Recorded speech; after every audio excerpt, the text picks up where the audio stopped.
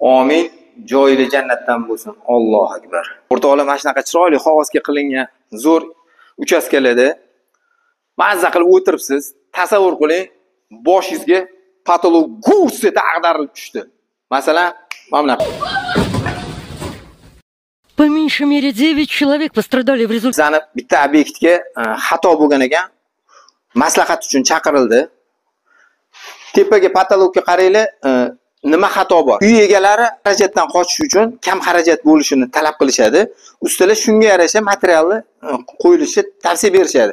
Lomboz bo'lgandan keyin bosib sinib ketgan, mana singan joyi ham bor.